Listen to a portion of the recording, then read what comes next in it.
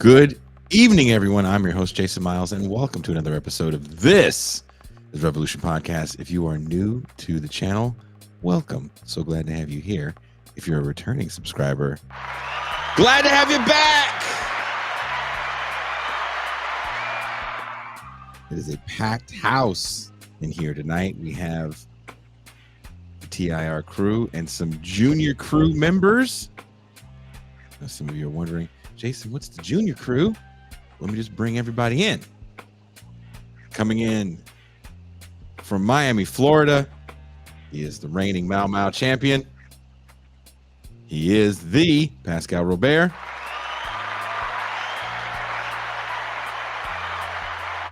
It's a very serious face here there, Pascal. Peace and greens to the chat. Peace and greens. Peace and greens, Jason Myles. Also coming in from New York, she's everyone's favorite Haitian. Word? I don't know. I'm making that up. She could be. Maybe not. I don't know. Please welcome the faceless voice of reason on this show, M. Toussaint. Hello, hello. How are you? Hello, Jason. Hello, Pascal. Do you think you're moving up the ranks in people's Haitian ranks? Haitian. She got to do more Haitian things. She got to make some Haitian food, man. She could be eating Haitian food right now. I can eat Haitian food. You can eat it like nobody's business. She breaks out playing some compa music, then I think she might win. And coming in, he's everyone's favorite professor at Missouri State University. He is with two junior crew members, Mean Gene Bajlan. Hello. We're right here. Hello. How's it going? I'm here with the monsters. You're with the babies. The junior. Zal, happy birthday to you, by the way. You just turned 5 recently. 5 years old. Half a decade. Ready to go down the mines. Yeah, it's almost my birthday party. Almost his birthday party. Oh, his birthday party hasn't happened? No, not yet, but it's coming soon, right, Zal? Yeah, on the March 14th. Well, that was your birthday. So what did you get for your birthday presents? Building blocks and a bow and arrow. That sounds dangerous. Zal, wink once if you need me to call CPS.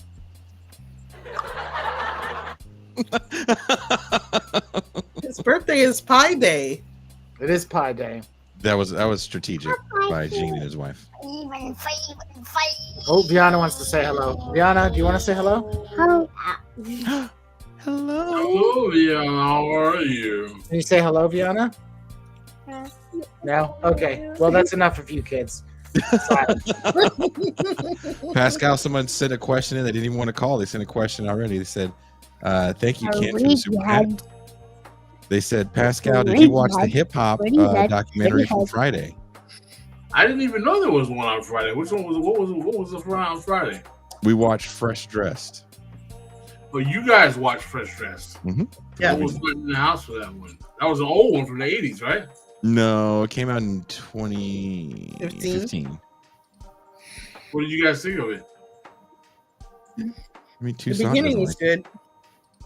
Yeah, the beginning is great. We were looking for you in the beginning because they were showing people breakdancing in Queens. I was like, if you guys look hard enough, you can see Pascal with some cardboard and a shag.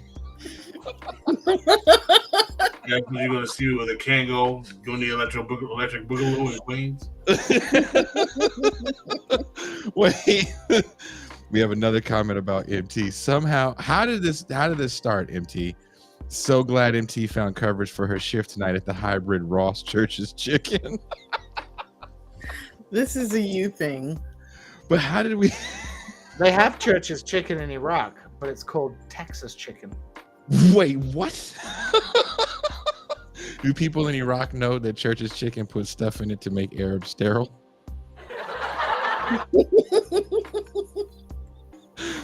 Did Gene freeze, or that's just his face? Towards Church's Chicken. No, no. Gene, your computer froze and made you look so British and smug. I'm sure one of the kids kicked something. Do you guys remember that rumor about Church's Chicken? It's something with rumor. It's still a rumor. But do you remember it though? Of course. When they would say Church's Chicken, they put something in the chicken to make black people sterile, but like it was black people in particular, Sterile, like white people. blind, not be able to read, all kinds of stuff. I never heard the not be able to Not read being thing. able to read. That's awesome. Like, can you imagine going into church? I think I'll have a 2-piece with a biscuit. You come out, you're just talking like a stereotype.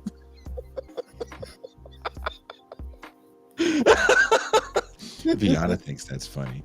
You think that's funny, Viana, that chicken makes you talk like a stereotype? Someone says they have Texas chicken in New Zealand. Well, Stuart McGill, apparently, if you are Maori in New Zealand and eat Texas chicken, you will be sterile and illiterate.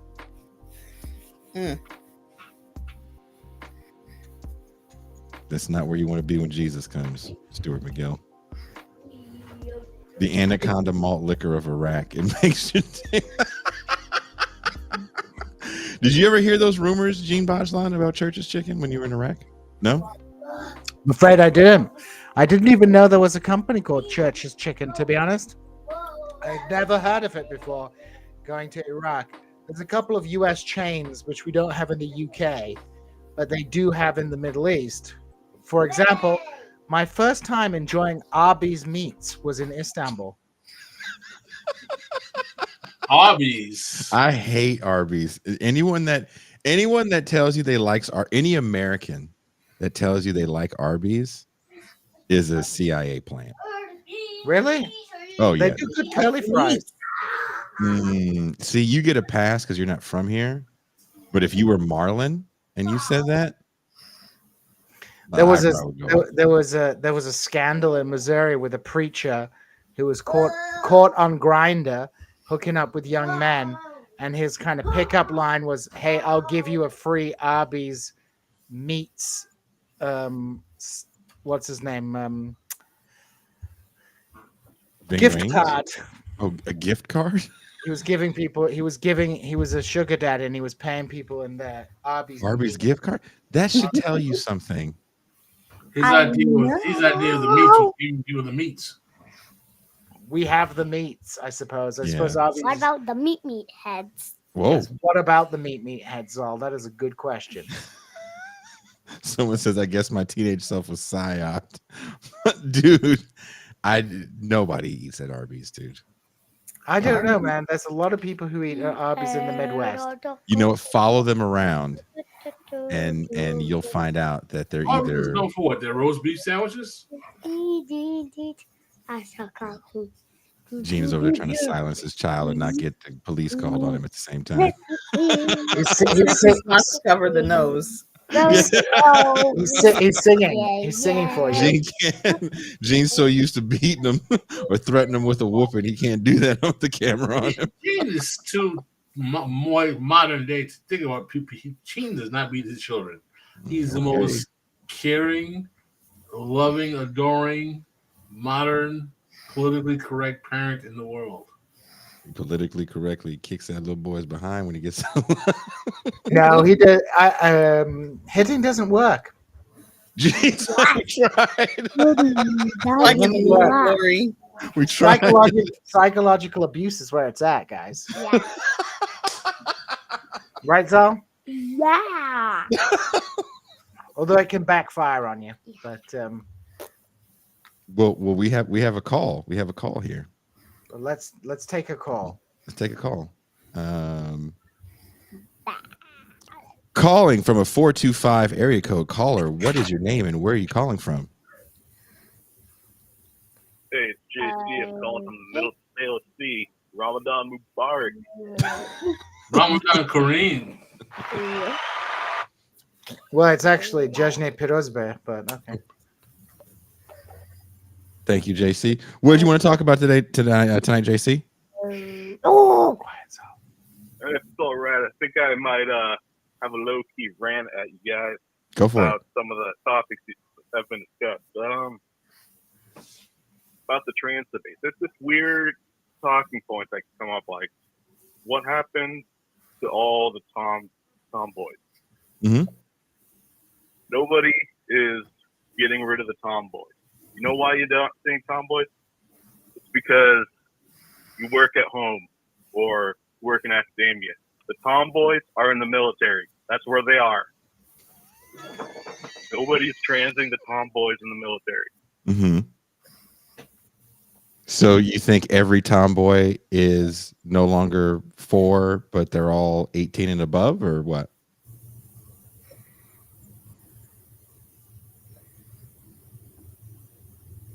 It's just, sure, there's kids, but if you think that they're going away, you're just not looking in the right place. I've never said they're going away. I've never said anything no, about. Okay, I was going to say, because I'm not saying that anyone's going anywhere.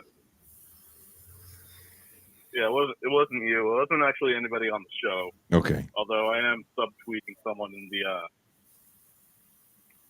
TR Sublation universe. If you will. Oh, that's a whole different look, man. You can't. I'm not going to be guilty by association.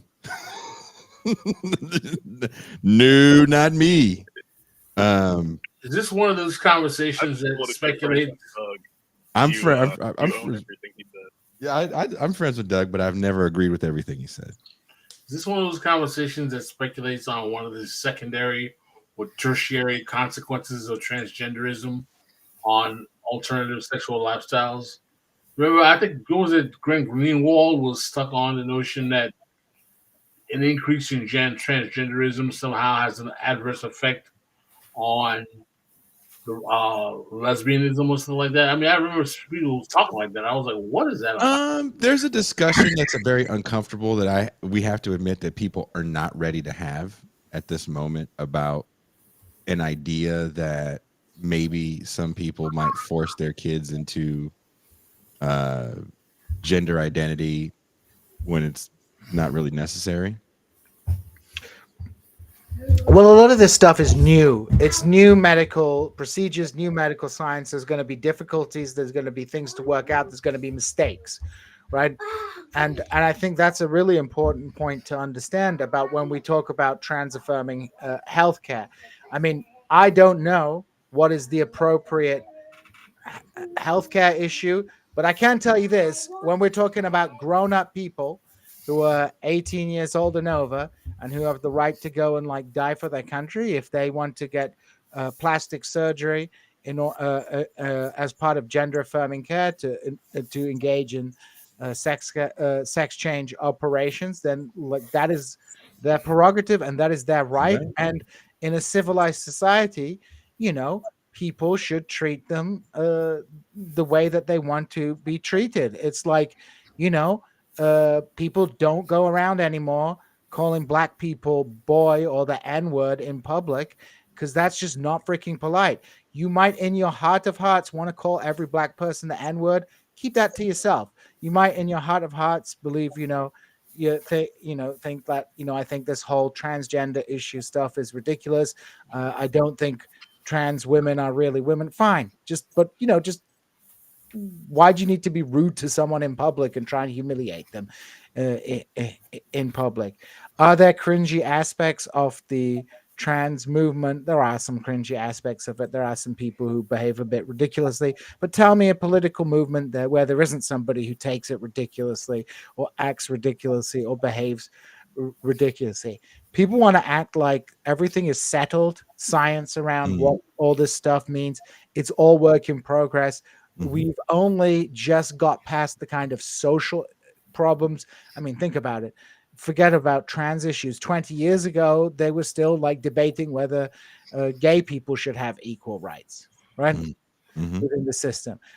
And when we talk about trans issues, we're not dealing with, this is not the same thing as homosexuality or bisexuality. This is like a different level of issue. This is something that often involves quite an invasive medical intervention, which may be necessary for people's mental health and things like that. But it's going to take time for us to get these longitudinal studies coming out, because we see the medical advice around this change over time. Do you give people transitioning under the age of 18 puberty blockers? They were at one point, but then the medical advice has changed in some places on that.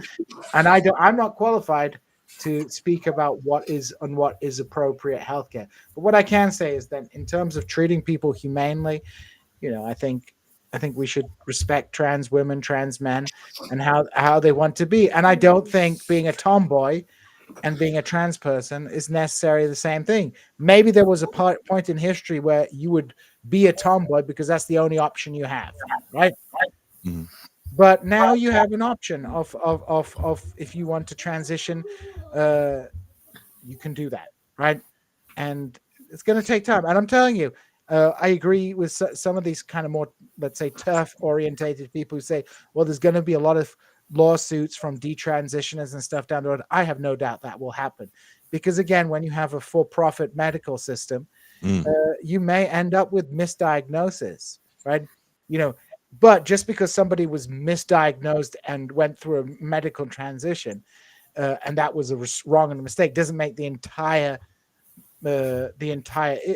sort of that treatment program necessarily wrong. Like if you gave someone chemotherapy for a toothache, then we don't throw chemo out the window. Throw chemo out the window. Yeah. So again, I don't know what is appropriate, and I don't know, how we square all this with also the other kind of discourse where people should be comfortable in their own bodies and people should be told to love their own bodies. I don't know how we square all that stuff, but people really need to ratchet down the kind of ratchet down the discourse, and of course not fall into the trap of hating on people. I guess I don't know. That's my thoughts.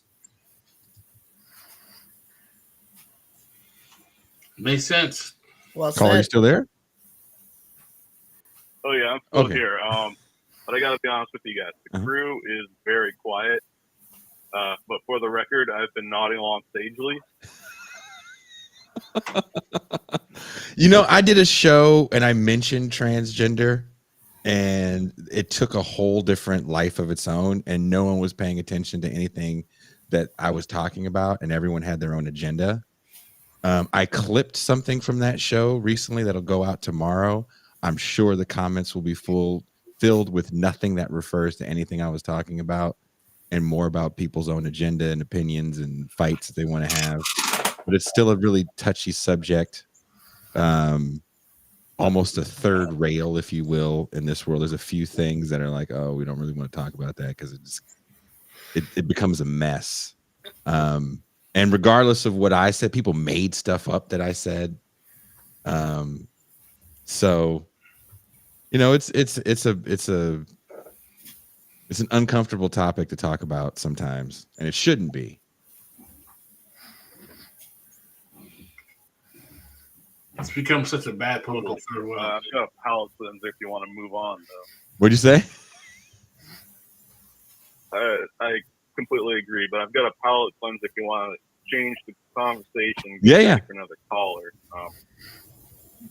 Yeah. I guess the theme of my call is just talking points I've been hearing. In regards to the discourse around immigration. Okay. Nobody on this show has said this, but elsewhere there's this theme about how lefties used to be against immigration. It was the lefties who wanted tighter control because of this notion that if more people are coming in, that everyone's just going to get a smaller slice of the pie. But that's just, it's like saying that there's only so much capitalism the capitalists are going to do no matter what. If more people are coming in, maybe not the big bourgeois, but the petite bourgeois are going to pick up some of that slack. They're going to be hiring people. I mean, people got to be fed no matter where they live. They got to have houses no matter where they live. They got to get clothes and whatnot no matter where they live. That's going to increase the number of slices or the size of the pie in total. If you, Got it. I mean, There's an important question around immigration, and I think there's a kind of contradiction that nobody really wants to talk about because it's pretty uncomfortable. So, you have these conservative social democrats, especially in Europe, people like Sarah Wagner, Wallennex, or whatever her name is, the German Die Linke person. You have, other, let's say, like national conservatives who talk about restricting immigration in order to protect domestic labor. And there is a certain truth to that because, of course, like open immigration policy, is supported to a certain degree by sections of capital who want to have an inflow of cheap labor. In fact, they like having a broken system because they get a illegal labor coming in, and that illegal labor is used to displace, the labor force in the United States, who, if you hire someone who is a union worker and stuff, is more expensive. And more generally, if you have a successful social democracy, you're going to attract. There's going to be a kind of attraction of people to that country, which is going to perhaps undermine many of those social services that exist in those countries. So that is a kind of contradiction that exists within social democracy, because social democracy is attempting to build some kind of socialistic order in a single country, but no country is completely isolated from the rest of the world. And, conditions in one country will affect conditions in another country because boundaries are arbitrary. So, there are like serious issues to be discussed with regards to labor and immigration when we talk about these issues, and just hand waving it is is not good enough. Like, just immediately declaring people who are skeptical of quote unquote open borders as being racist straight away. Well, they're operating in the world of nation states, and nation states have borders. What do I think? I'm generally in favor of like as open border regimes as possible, but I think it's a discussion that is worth having without people immediately jumping to, if somebody is like, well, maybe we need to restrict immigration, or have some immediately jumping to they're a racist, rather like exploring what the kind of concerns that they might have is. I don't know. That's my What say you, Pascal, and Toussaint? This is a serious question, and I remember banging heads early on with some of the members of the Sanders team because they were closed borders people. A lot of them were like, it's like, open borders makes it the ability to manage the social democratic state, as to Gene's words, more difficult, because what happens is that it allows capital to usurp cheaper labor and allows the prices of labor to be undercut, so that domestic workers suffer the cost of cheap immigrant labor. And I was like, well, okay, that's well and good, but how does that mean when you're dealing with an inhumane immigration system where foreign policy by the domestic state is what's helped contribute to the need for immigration in the first place? And there was not a lot of conversation about that. And I was really interested in seeing how Sanders was kind of threading the needle behind kind of a closed door immigration policy, because he would come out and say, like, the Koch brothers are for open immigration. And I was like, well, there are a lot of people on the left who are actually more open immigration as well. And it's a conversation, quite frankly, that I have never seen thoroughly resolved in the left. I know we've had many friends of the show, our immigration specialists who's written several books. Our lawyer friend from North Carolina, who's openly Dan Mello. Yeah, that's a great book. Who's openly open borders. But I'm wondering how much in line is that with much of the the current Democratic Socialist left. Gene, I would like to hear your thoughts on that. Well, or anyone else. I mean, Toussaint, do you have anything to add, Toussaint? Wow, I'm big on the screen. Okay. I think that people want to automatically take I think it was Cesar Chavez approach. He was Yeah. anti-immigration early on and was against the Bracero program early on. Exactly. A lot of people want to take his early approach and just make that kind of an automatic rule for the left. But I think we're living in a different time. It's just immigration is different now.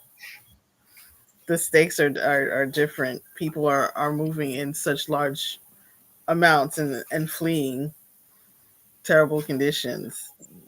Also, I think when we talk about Cesar Chavez and the Bracero program, we're forgetting that there wasn't, climate migrants like we have now, and the regime change wasn't going on the same way it's going on or has been going on for some time now. Right. And the way you have people fleeing. Again, I live in a border town, so I see the people that are stuck, and they're not Mexican. They're coming from further south. I mean, it's an extremely difficult problem because on an individual level, people obviously should have the right to move where they want to move. There should be, it should be a human right to be able to move around the planet on the level of principle. But often immigration can have a disastrous effect on the country from where people are leaving, especially when you have you know places where you have brain drains, where all the most skilled people from those countries end up leaving to have a better life Haiti. in Europe and the United States. And you can't blame them for it, right? Because of course they would want to come and do the best for themselves, but that leaves the societies which they're living in without sort of key educated figures to help in their development. So the West sucks up so much skilled labor, and I'm talking here specifically about skilled labor, that it can have a disastrous effect on those countries. But at the same time,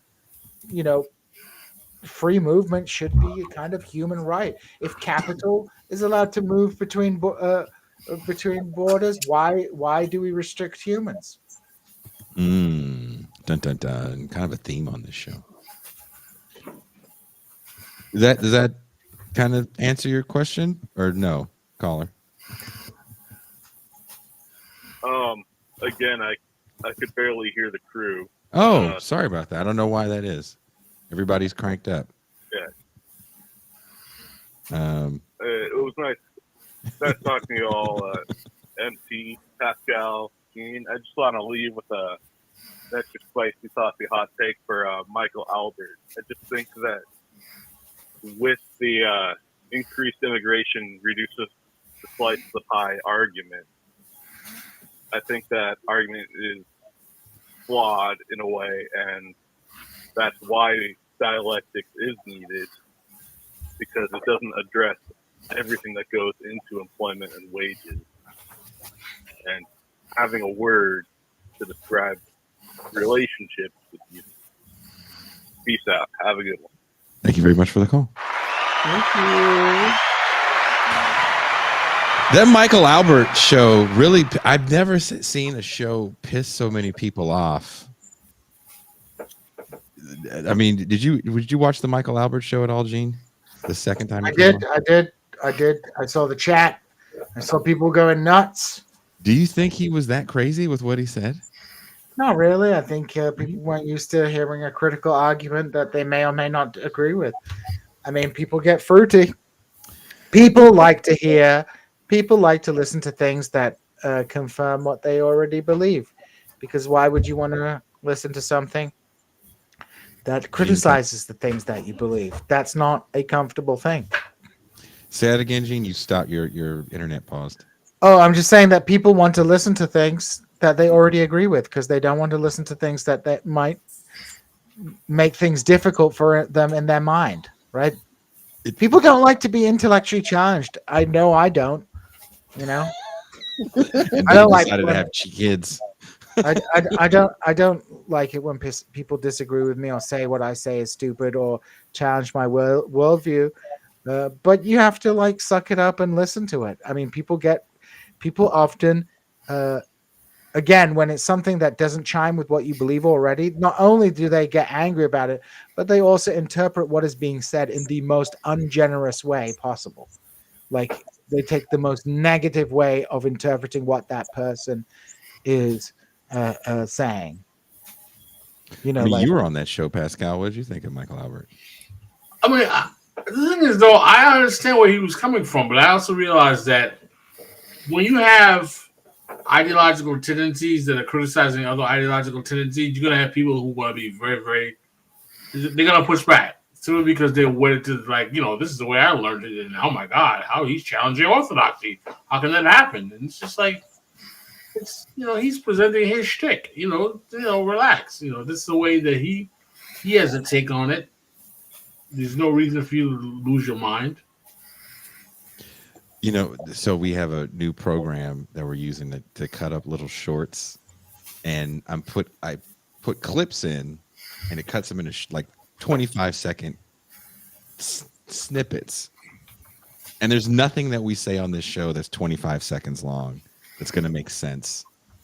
And I was like kind of nervous about putting. I was like, oh man, these are so short. But it's been pretty funny seeing the people's response from some of these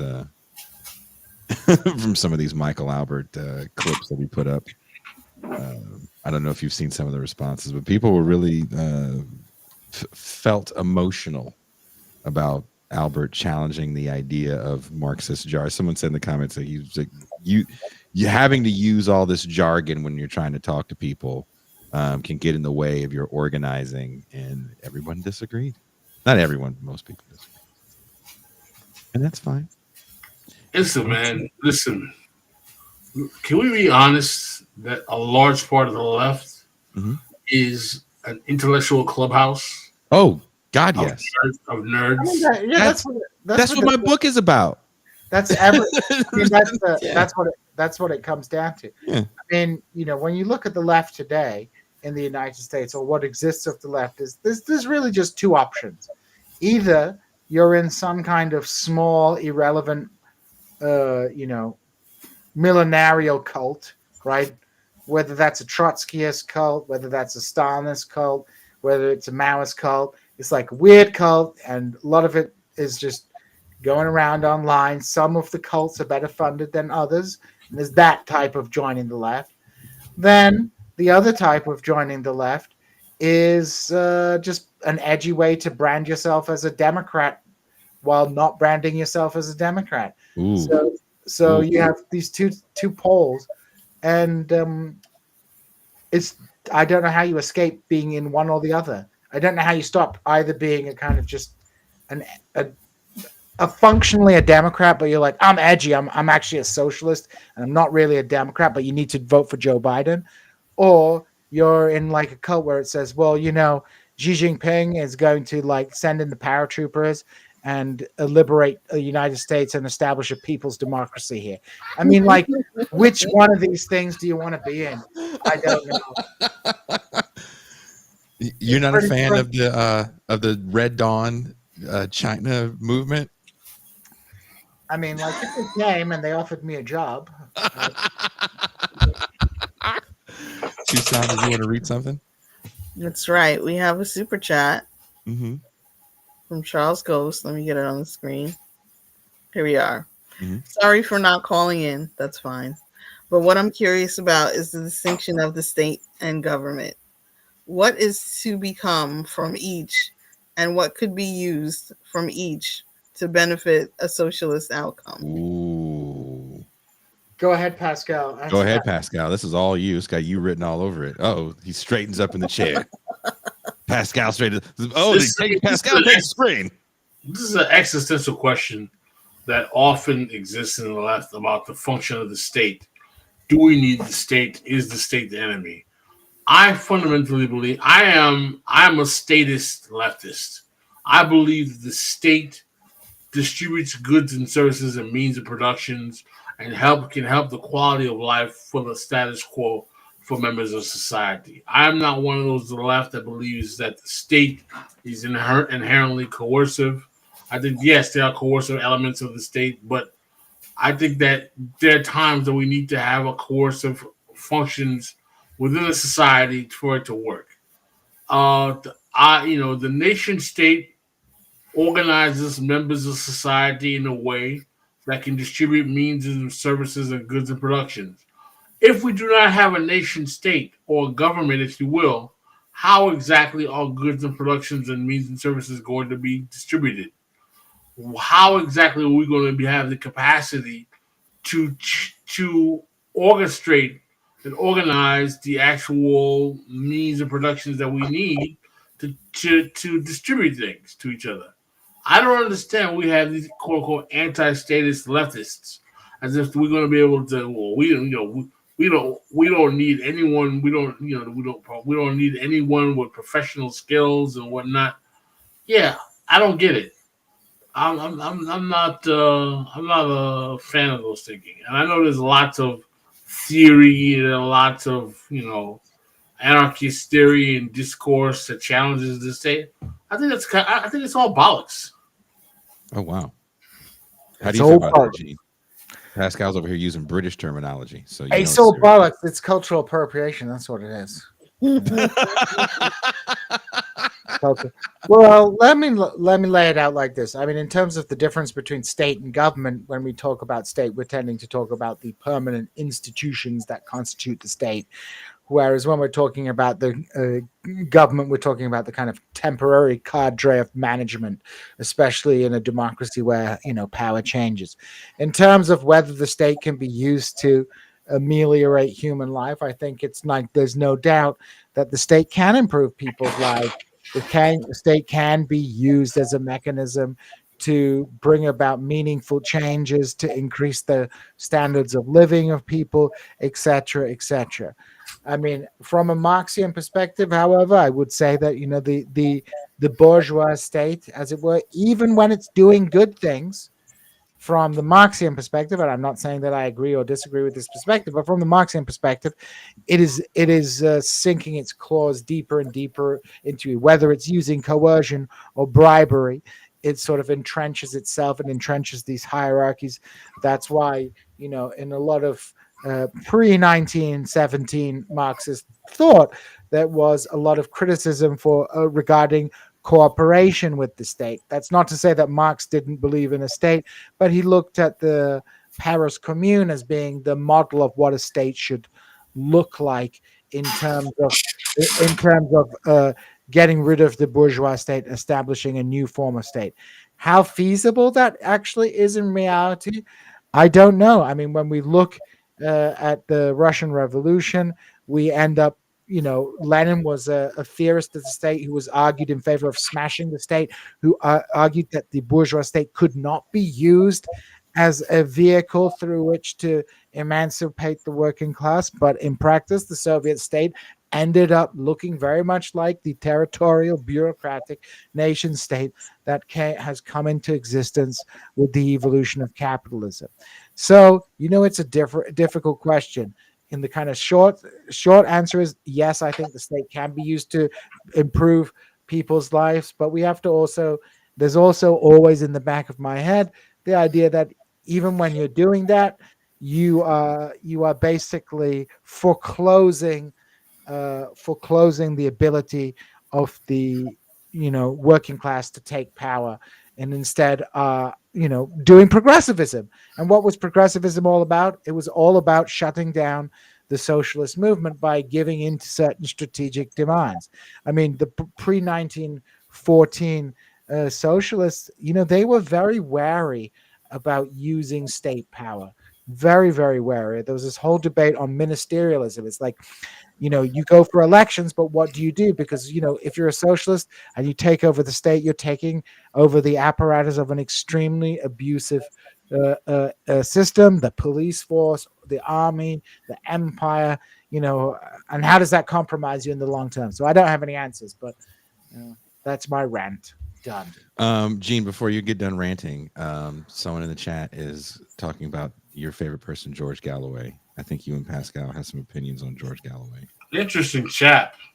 Not my fave. Yeah. Why don't you like him, Pascal? I think he's a bit of a show pony. Oh. A bit.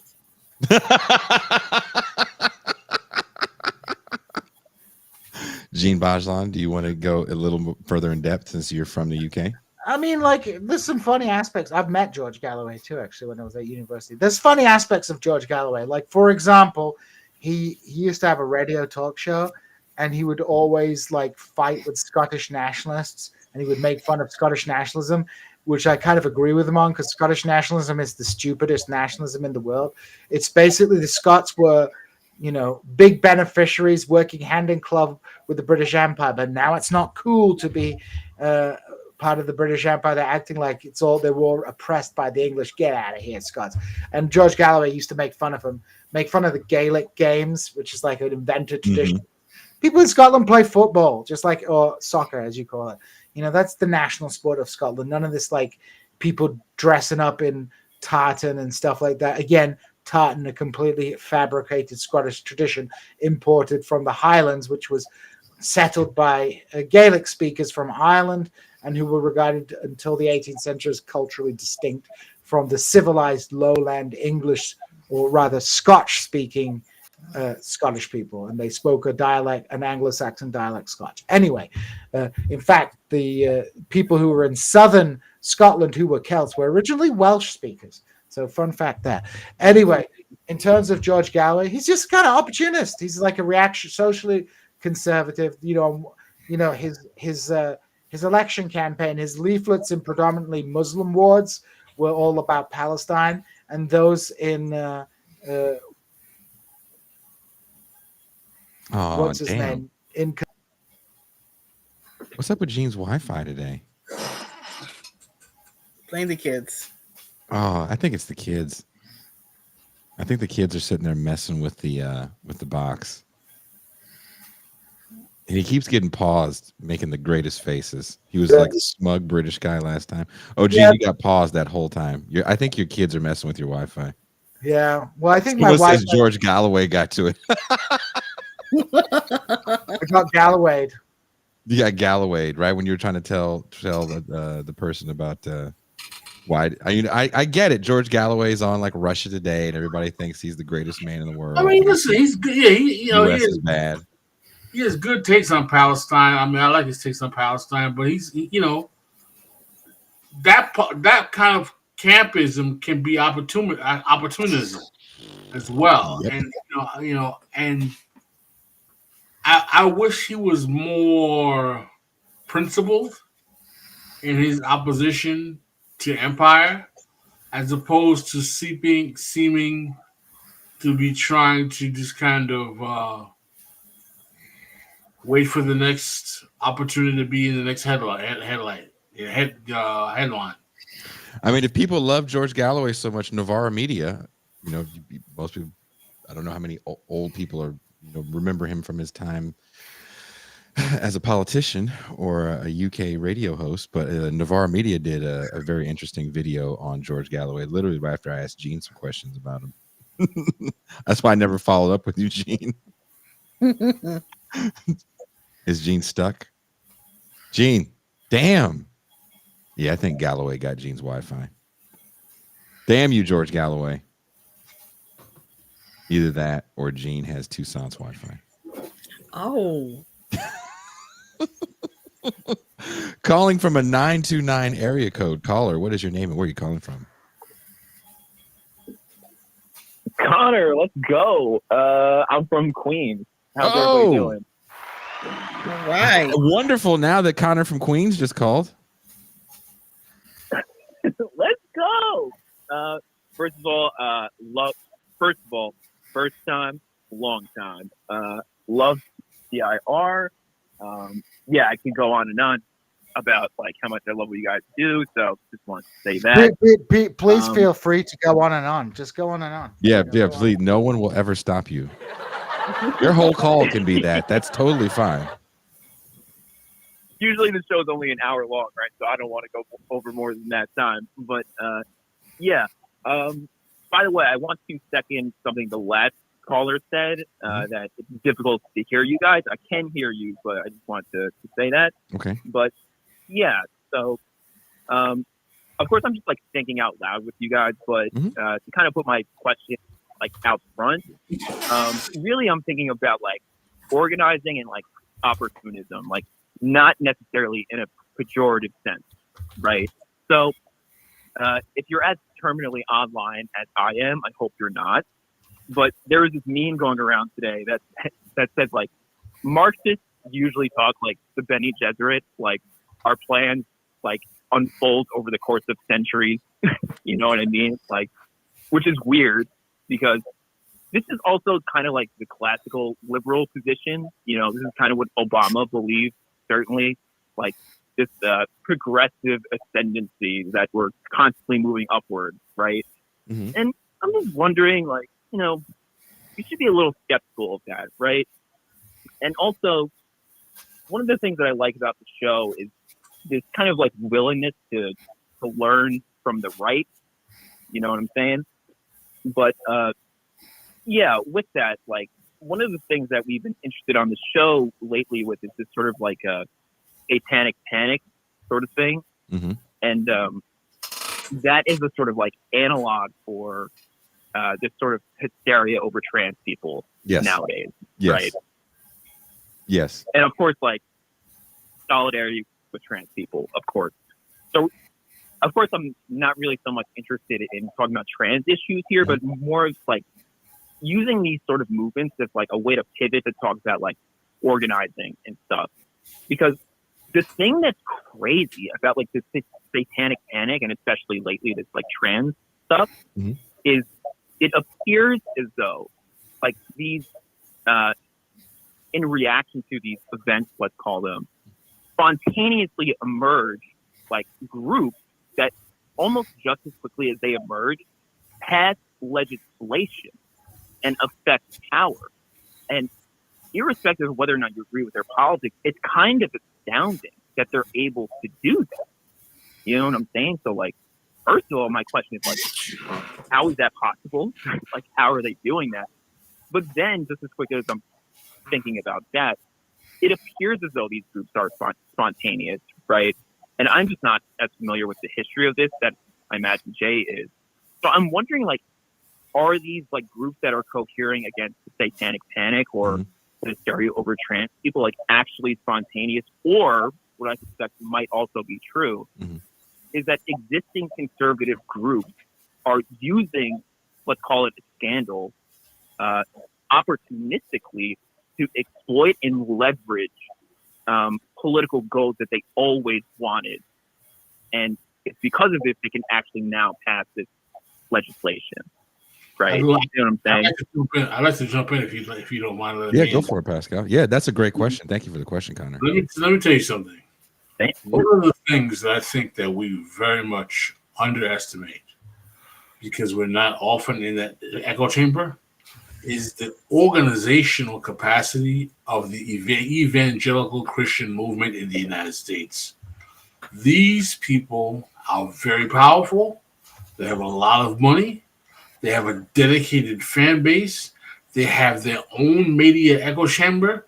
And I think that what we are failing to realize is that unlike the left, which is waiting for foot soldiers and messaging, they are well advanced in their ordering, their messaging. They know what they consider their enemy is, and they are much more prepared to use these types of cultural war issues to create a political movement around than anyone on the left is even prepared to imagine.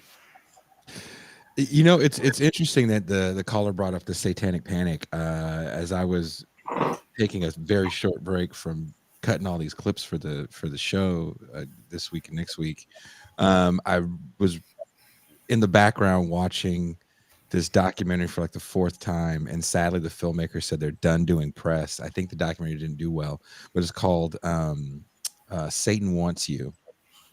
And it's about one of the early books, Michelle Remembers, and how that book helped bring in what would later be called the satanic panic. And it also talked about a lot of the after effects of it. It didn't get as deep as the book We Believe the Children. I think his name is Richard Beck, who wrote that. A great book. But if you look at that moment, it's a kind of a bipartisan moment where you don't really have a right wing or even liberal perspective. It's the moment where across the board you're able to change laws to give DAs more power. A lot of people think that comes in the tough on crime era. That gets worse in the tough on crime era, but it starts with this idea that pedophiles aren't getting enough time because of judges.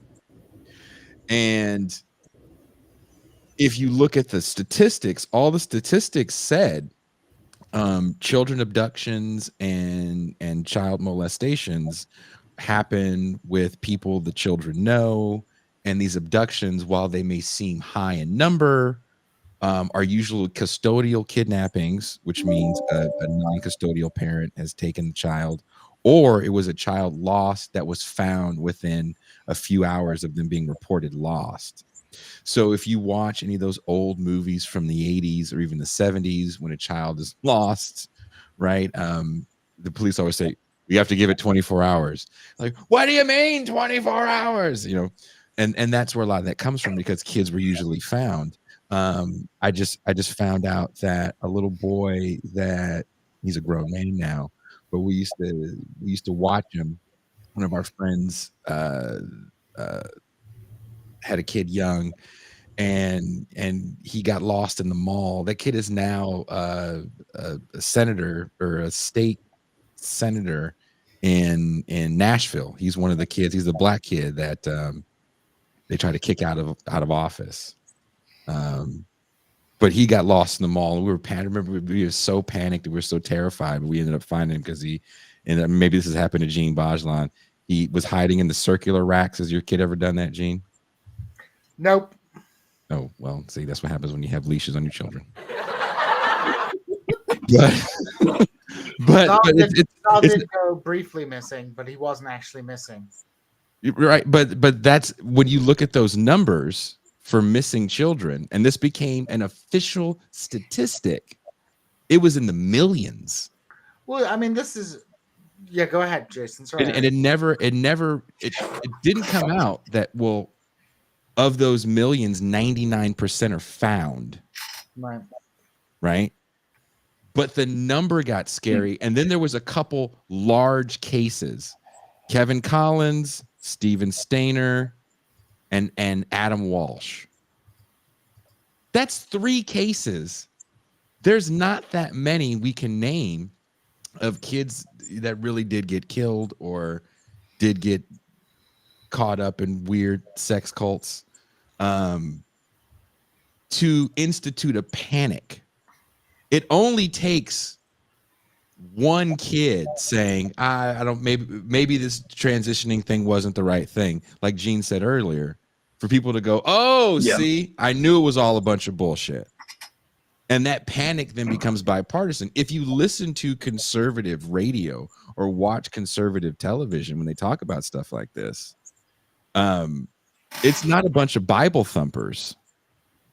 It's a lot more people that we would call maybe liberal as well on this subject. So it does become really scary, and I don't think people have a short memory, and I think we look back at the satanic panic as oh, well, that was that thing for those people, and this will never happen again. It's like, I don't know, man.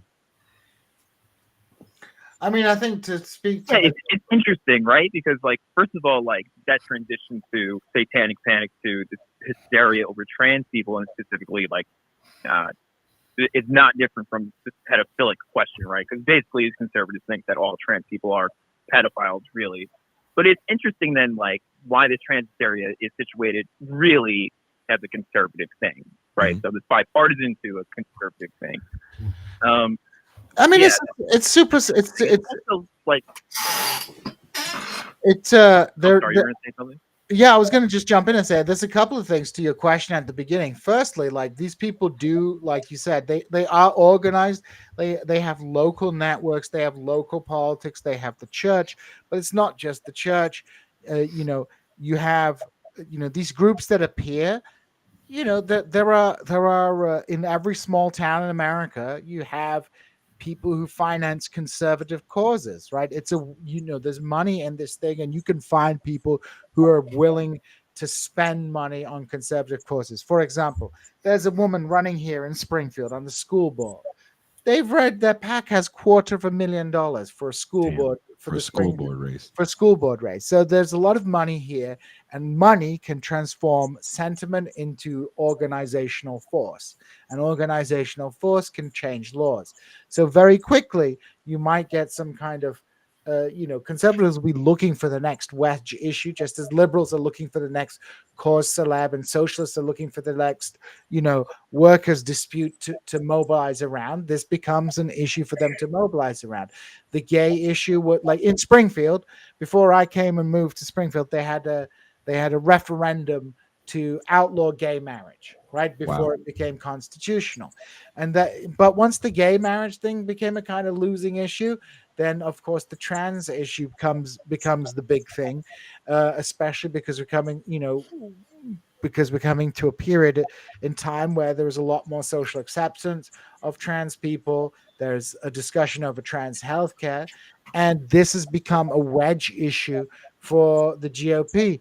And for movement conservatism in general, and there are people, there are people out there who are groomed by the conservative movement to take a leading role. There are people out there who are opportunists, who are looking for the next issue to get big on, and there are people who are genuinely concerned and who get kind of rolled along by the conservative movement. So that's what happened in the Satanic Panic. You had a lot of feminists that were trying to pass laws to protect women. They found that children work, and you get caught up in the machine, and the machine that they got caught up in was the Republican machine, and that was the machine that was getting laws passed.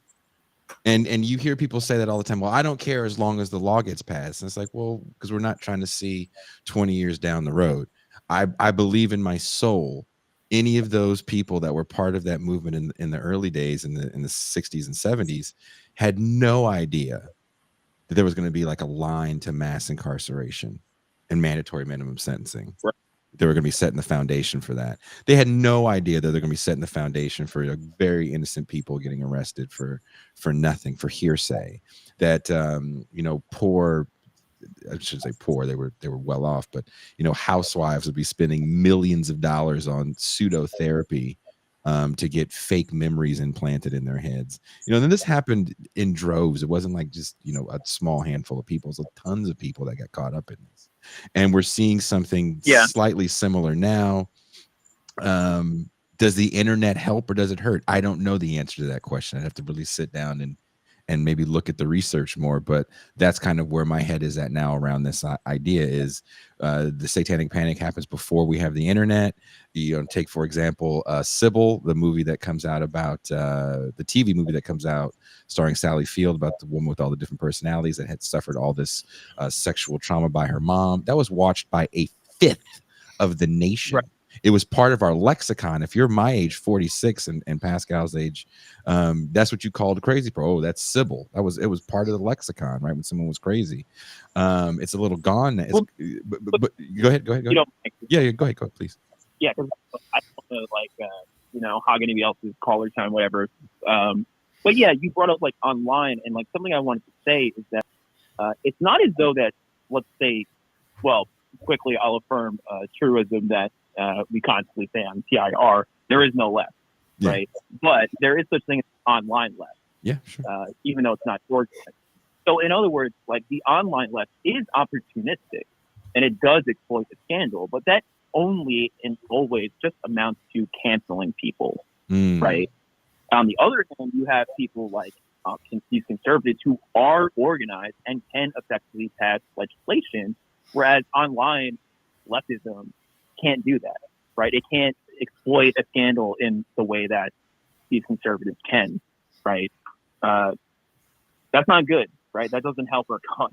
Not good. Oh, I agree. Yeah, I agree with you, Connor, wholeheartedly. And that's the problem. If what happens when your left exists in the realm of online media, you end up with drama. Yeah, that's what it's going to be, right? It's not. It's I mean, You know? it is a way to the internet does, I think, recoup a lot of political energy because you expend an enormous amount of energy getting very angry at Anna Kasparian saying things about New York politics, right? But ultimately, does that really matter? Like, is it even? Sometimes people get angry at people. Even I'm like, why are you even angry at them? Like, what do you expect Joanne Weed to be saying? She's on MSNBC. Yeah. You know, it's like, can you believe the mainstream? You know, someone was like, I can't believe the BBC is whitewashing war crimes. It's like, is that the job of public broadcasters to whitewash war crimes? I'm like, I mean, yes, that's why you have a public broadcaster, right?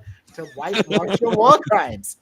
So, you know, there's a lot of, you know, I don't know, a lot of people there's a lot of energy being expended at getting angry at just the wrong people and spending a lot of emotional energy on that.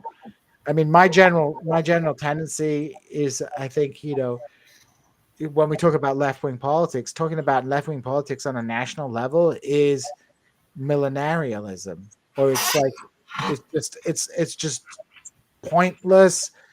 It's fantasy and things like that. It's fun, and I engage in it, but you know, really, I guess the only real quote unquote radical politics that can be done is at a local level. I don't think it's can be done on a national level, not for any metaphysical reason, but there's just no infrastructure for it. And you have to build an infrastructure on it. Conservative politics and liberal politics are both successful because they're both local, but they have this strong local infrastructure. Yeah. Whether that is, you know, the Republicans, they have this strong local infrastructure made up of like businessmen, churches, the Chamber of Commerce, etc., etc. And then the Democrats have their own things, you know, professional associations, lawyers, universities. These are all Democratic Party controlled institutions. So they have these huge You know, institutions. it's interesting, right? Because like, I don't Yeah, mean to put it, but Gene, go you're ahead. right. Obviously, you're obviously right. But you know, like, I'm trying to like think of like, because one of the things that like ire like conservatives like it just kills them, right? They're just like not cool, right? Like they're just not cool. Like, and the thing is that like leftists pretty much dominate online space. You know, they really set like the cultural sort of sensibility of like how you operate online. And of course, when a scandal emerges, they kind of like have a stronger say of how it is that scandal is perceived, right? And basically, what I'm like trying to suggest is that's something that could be exploited if there were leftist organizations, right? So, in other words, like that is a tool that we have that conservatives really don't. And yeah, of course, the problem is like we can't have our politics reduced to online discourse, but rather wielding online discourse to support a leftist organization. If That's true, but maybe we have one to have day, right? but we have to have an organization in the first place to advocate for. We're an intelligentsia, you know, like the socialist intelligentsia is an intelligentsia without a party, and without a party to Yeah, discipline it. So, you know, intelligentsias are going to do what intelligentsias always do: join weird cults, talk endlessly like I do, get into culture war stuff or what have you, because ultimately there's no anchor of left wing politics. There's no institutional basis for left wing politics. There's no sociological kind of element of society that is going to fund, support, and sustain this politics. And as Pascal always says, there are leftists. I mean, the same's true certainly on the radical right as well. There's no fascists out there. We live in a world without fascists, without fascism, and leftists without leftism.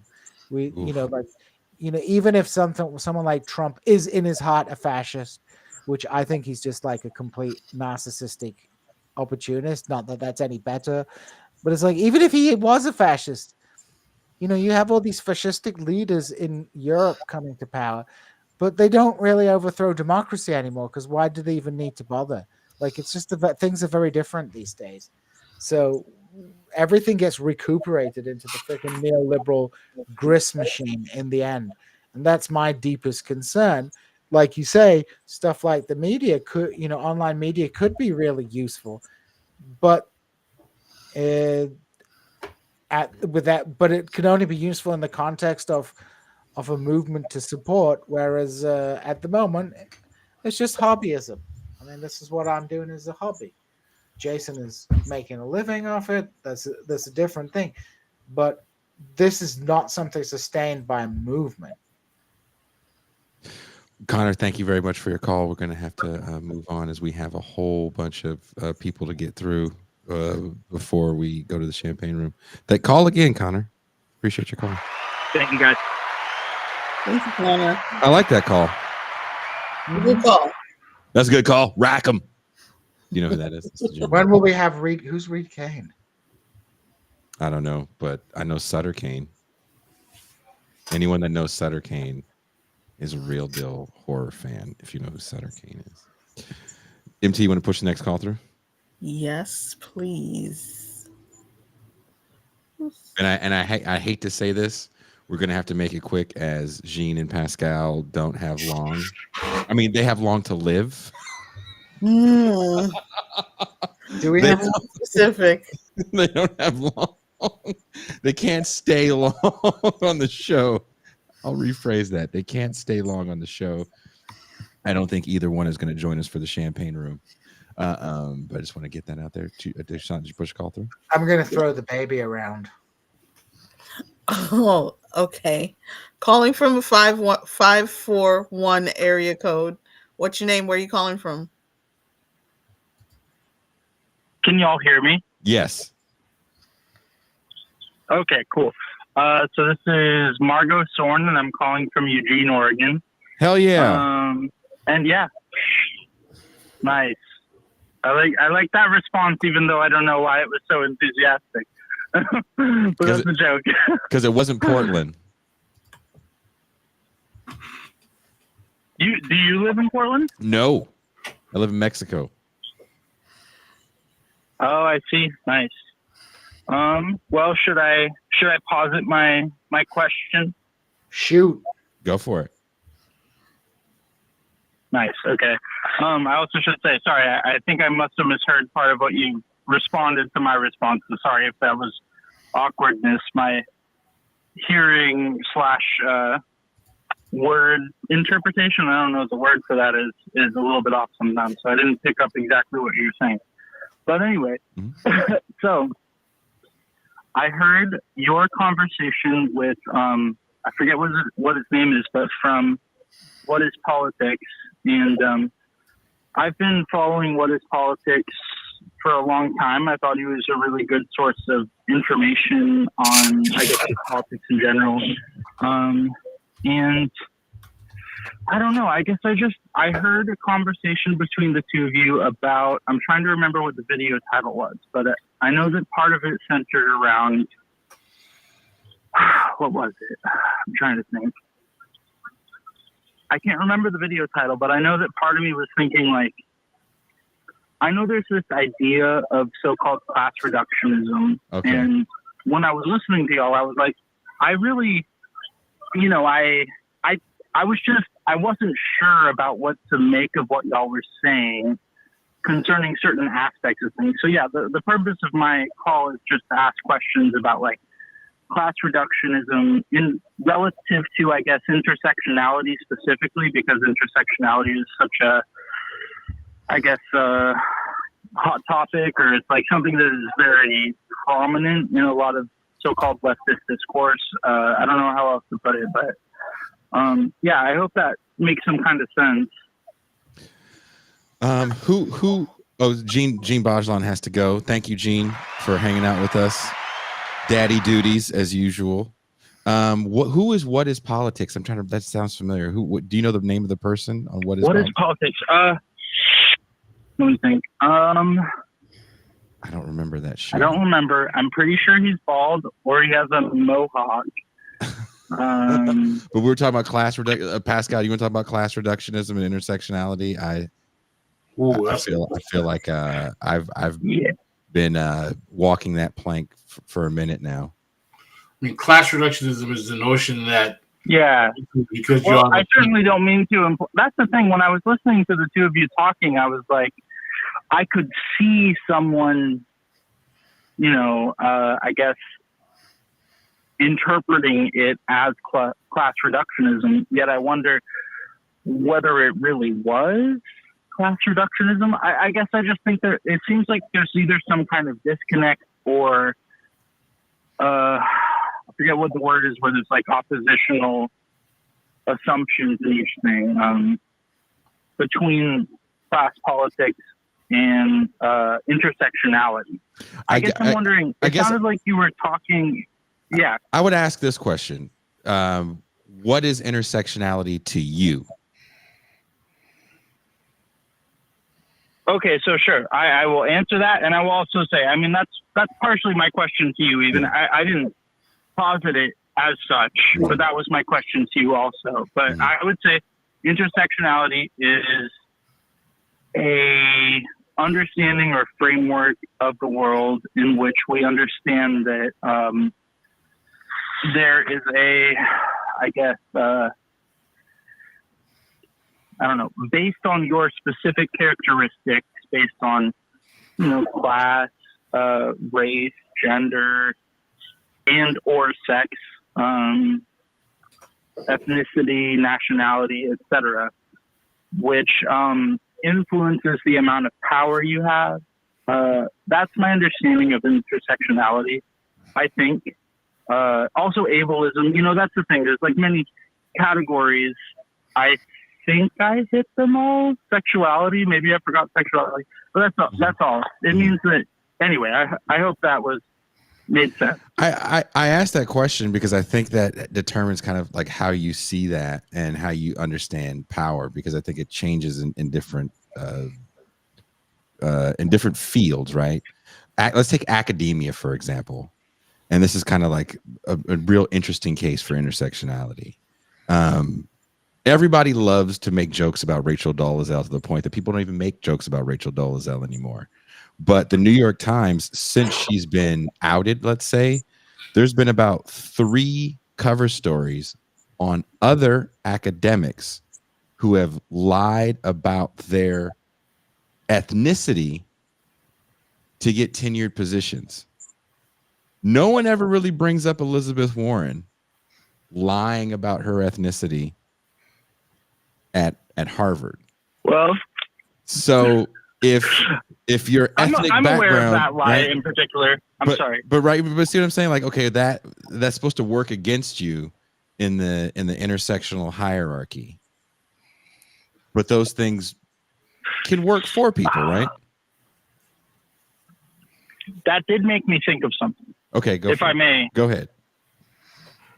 So that's what, when you mentioned hierarchy in relation to intersectionality, I think that's where that highlights what the issue is, because I think some people interpret, I guess, either the consequences of intersectionality or something about intersectionality intrinsically, which delineates some kind of hierarchy. But I think the point of intersectionality is not to delineate a hierarchy of, like, I guess, oppression Olympics or something like that. So I think that how, I guess, culture responds to these instances, I guess, is sort of irrespective to the purpose of intersectionality, at least in some sense. But I'm also, that's the thing, it's not as if my position is not that there can't be criticisms of intersectionality, but that's the thing. It's like, what truly is, like, what can we actually concretely say intersectionality actually is? Well, what's its goal? That's why I asked, like, what's the goal of it? Well, okay, so that's a good question. I mean, I think the goal of intersectionality is to inform, at least, okay, so let me just say, I guess, so I think a question if I may ask before I answer that, is just, what leads to the sort of skepticism around the concept of intersectionality? And I can answer your question first if that is, your preference, but it would help. I'm just curious about that. Mm-hmm. My preference of what? Women? Alive. No, your preference of whether I state what the goal of intersectionality is before. My question was, if all it is about informing someone, it's like, great. What am I supposed to do with that information? You mean informing someone? Well, that's what it's I'm supposed sorry, to do. I got a bit. I asked you, what is the goal of intersectionality? No. Yeah, exactly. So the goal of intersectionality, as I understand it, is to understand the ways in which various, I guess, aspects of human identity or experience can impact their ability to live full and I guess equitable lives. I mean, maybe you could use another word other than equitable. I don't know what the best word would be, but it's the point of just simply describing the fact that people are discriminated against in the world, and that this has consequences across various, I don't know what the best word would be used. I'll say, let me. Exactly. Well, let's let Pascal wants to chime in. Pascal, I'll let you chime in. I find this so absolutely fun. My question, when in terms of those who are supporters of intersectionality, how exactly do we know that people from these various demographic backgrounds are suffering from the same types of phenomenon in the same way, simply because they make up this identity characteristic? And how do we know that the identity characteristic in and of itself is the basis of their suffering as opposed to capitalism? Doesn't intersectionality require us to assume that?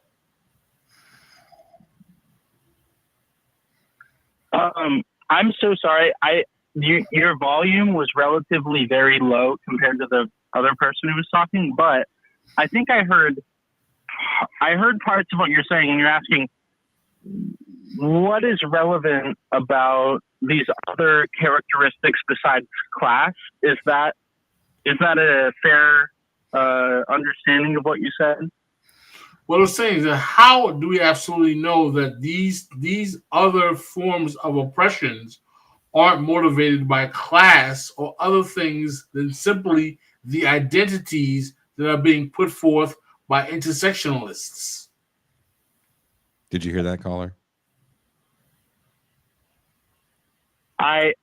I heard it just like maybe a little bit clearer. I'm still like, well, the volume was definitely relatively lower. We're gonna have to do, because we've kind of run long on time. I'm gonna have Pascal answer this question and have to take the answer off air. So thank you very much for the phone call. Sorry about the audio issues. No worries. Thank you. Pascal, go ahead and talk. Yeah, my main question is that how do we know that the actual motivating factor behind the oppression of these individuals aren't factors outside of simply their identities, but are not relegated to their economic position or their class? In other words, if you're flattening the identity of the individuals as the main motivation behind why they suffer, then how does that not make you an identity reductionist as opposed to a class reductionist, as opposed to saying, well, their economic precarity is rooted in where they live in American capitalism, which for me is always more important than saying it's their identity, because if we realize that capitalism is the ultimate means by which these people are oppressed, then we should also realize that simply trying to target them out based on identity does nothing but actually create a paradigm where you have a hierarchy of suffering within that group, where you have a ventriloquist of a certain category or a class that is doing better than the others, that is simply going to be acting as a representative for the bottom. And that seems to ends up happening over and over again with all of these classes. Does that make sense? I mean, it makes sense to me. Tucson, do you want to add something before we take some more calls? No, I think that was well said. Wow. Well said, Pascal. Add a way to skirt out of saying anything. We do have a lot of calls. You have two. We have two. But no, I think what he said was well said. I do. Mm-hmm. That's the answer you give when you're asleep in class and the teacher calls on you? Listen, I'm producing. That takes time. Producing hits. Producing hits. This is me and Kanye in the booth. Through the wire.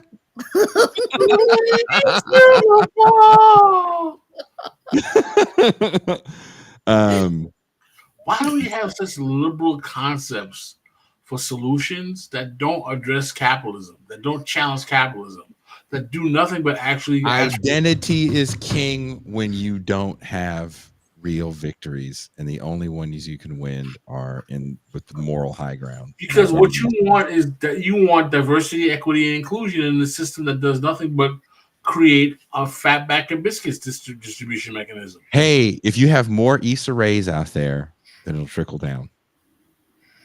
Trickle down. No, it'll trickle down to where you have 12 Issa Rays, 65 blonde-haired Beckys, and 14 Latinos. As long as it's equal. Exactly. Remember that was that debate that Finkelstein had with Barbara Smith and D.G. Kelly. They were like, "Look, as long as it's equal." That's absurd. You know what that means, right? When you take that out, you take it to its natural conclusion. That means that if we have a situation where 12% of the population is black, and the top 12% of the ruling class has 12 black people, and 60% of the 40% of the ruling class, 30% of the ruling class is white, and 30% are white, or so on and so forth, everyone else can be a slave, and everything's okay. Because the ruling class is equally represented. That's all. Look, like I said, as long as people get to see American Fiction, and what's the other one that came out with you people in it this year? People. Isn't there another black movie that came out everybody was so excited about? Fences? Wasn't there another one? I don't know. Fences was 2 years ago. I mean, look, as long as the Obamas can make a Bayard Rustin movie, then we're fine. We're fine. Everything's being addressed. What the fuck are you talking about, man? We're winning. We got Fiction and Fences. Starts with an F. We're winning. Wakanda is forever. Kanye getting married. Yeah, Kanye West is making tennis shoes. I don't understand why people are complaining. We're winning. Tucson, you want to push the next call through? We're going to push the next call through the wire. To the limit. Calling from a 216 area code. Caller, what's your name? Where are you calling from? This is Dr. Claw calling from Cleveland. What? All right. What's up, Dr. Claw? Dr. Claw. What's up, man? You started. Salute Jason, salute MT, salute Pascal, salute Gene. I'm going to try to make this brief because I know you got limited time. And the setup for my question is kind of a long one. So I'm going to open with a couple of comments. Number one, thank you for having Cedric Johnson on your show to talk about the topic of the response of some Black people, a growing number of Black people in Chicago to the migrant crisis, and putting it in the proper context that it needed to be in, because that topic, specifically the Black response, is a quick way to taking me into Sergeant Waters-ism, as in the Black race can't afford you no more, type, like, agenda.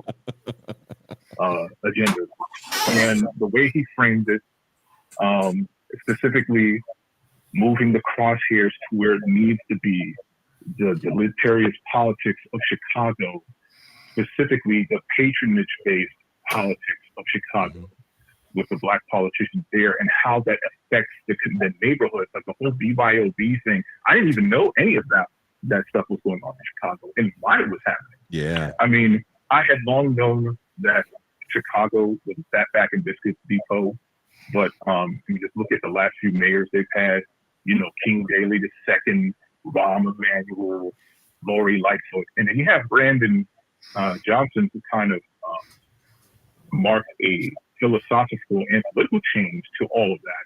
But of course, he's fighting against everybody because fat back in biscuits is the way of the land over there. I do hope he can find a way to navigate that because all cities need to get off fat back in biscuits. Mm-hmm. The second comment I have is, since Gene was here, we should hear this, we probably watch it later. Gene, in previous episodes, have stressed the importance of interrogating messages you hear that are objectively true, or to interrogate the purpose of saying these things, mm-hmm. and what is the agenda behind saying these things. And closely tied to that is, something you brought up, Jason, to not argue with people online. I think I've been trying hard not to do that in this year of 2024. But, while I'm kind of over dunking on people and stuff like that, and just kind of being grouchy and grumpy and just frowning at it, mm-hmm. I do think it, especially in an environment where you could get ban-hammered or blocked or hidden behind privates, mm-hmm. I just don't find much utility in people. Because if you're going to talk a bunch of bullshit and you want to put the smoke up there, I'm going to give you all the smoke. If you want to hide from the smoke, fuck you. I'm not going to sit here and deal with you hiding behind the wall once you finally got smoked in your face. So I thank you guys for that. Now it's for the comment. Connor had a really good comment. He kind of said it's under about panics, mm-hmm. And how panic can be used to convince the public into some very bad policy, among other things, just ways of thinking. And recently, panics could be based on a lot of things. After 9/11, you had Arabs and Muslims bad. For the last, I don't know how many years, China bad has been a panic, despite China being responsible for so many consumer goods in the United States alone. And then you have Russia bad. That's when I jumped off again. When they tried to blame the 2016 election on Russia and not the growing apathy of voting public as their material condition deteriorates, as the previous administration failed to confront the forces that made that material condition degenerate.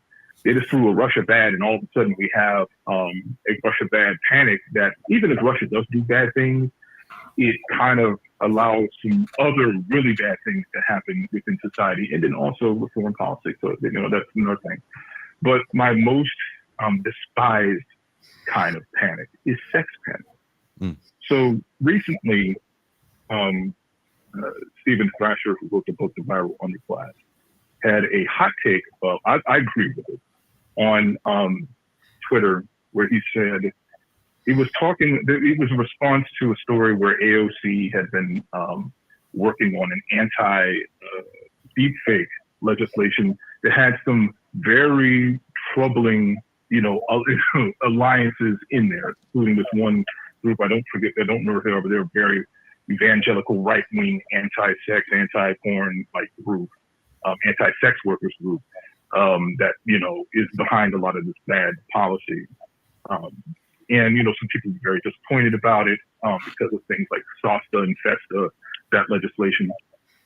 And there was some also, other things he expanded on. He said, while he does agree that there shouldn't be deepfakes, he doesn't agree with sending 13 and 14-year-olds to jail for doing it because it would just ruin their lives. And that generated a lot of, ratioing and outrage response, a lot of trauma dumping about unrelated topics, in my opinion. And people were upset with him about that. Now, I thought he was doing a good job of standing on principle when discussing that topic, because I really don't think that we need to invite the carceral state into a lot of these, some of these issues I think that some of them should be like, if you're going to go carceral, there should be some like restrictions on that. But a lot of people was upset with him about that. But it also reminded me about how sex panics in particular are the number one thing to shut people's minds off and opens the door. Like 9/11 turned into the Patriot Act in its sequel. Yep. There was on the sex panic thing, and this is the thing that really pisses me off. Like there's a documentary that's out now about the Nickelodeon situation. It's actually not the first one. The first one was more of an independent film called An Open Secret that was made by some MAGA shitheel, which kind of pooped on its intent, but it kind of got information out there. Now Max is running one called Right on Set, which is telling that same story about Dan Schneider and a couple of these other guys, Ryan Tech in particular, that were really doing alleged and confirmed crimes. And just how that industry, like after one of the guys got convicted, they just hired him back in and just put, him in harm's way of more children. And, the outrage there is absolutely justified. But I do have a little problem with like how some of these panics lead to not just right wingers going on this like QAnon like tirade where they see pedophiles everywhere. And I'm just like, okay, let's be real. Like this is not there. And then, do you remember SOPA and PIPA, the two pieces of legislation, Stop Online Piracy Act? Yeah, vaguely. Protect intellectual property. Yeah. And they were basically going to change how the internet operated. And then Microsoft and Google ironically said, no, you're not going to be on the hook for this stuff. So it went down. So the same legislators that were representing mostly the film industry that was behind all this stuff tried to do another law called HR 1981. And a lot of people referred to it by that name because they didn't want to say the name that gave the act, which was the Stop Child Pornography Act. Mm-hmm. And of course, politically, you do not want to be seen as somebody who opposes a law that is trying to stop that kind of media. And it's the kind of thing that really pisses me off. So where I'm going with this, if you're wondering why I'm talking about panic, in this age where we have a real crisis of legitimacy with media, and you're seeing the big corporate media outlets laying off tons of people, and the distrust in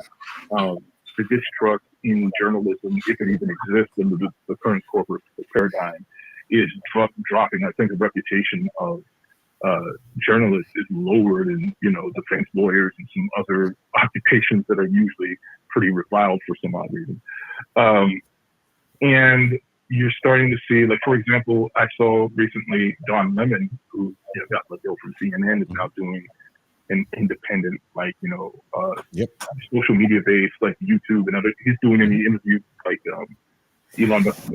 So the problem with the panics and the way the corporate media in particular used to, really propagate these panics with media, that's fallen by the wayside. But also now there's a lot more media that people can consume, and in some cases, fall into the confirmation biases.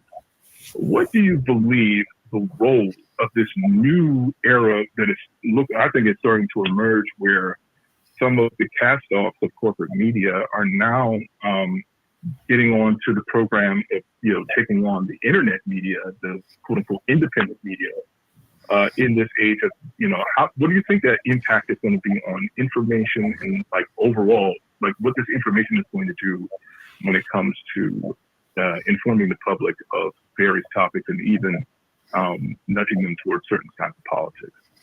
Claude, thank you very much for that question and that call, and we'll have to take the answer off air. But I do want to get into this because I think that's a great question.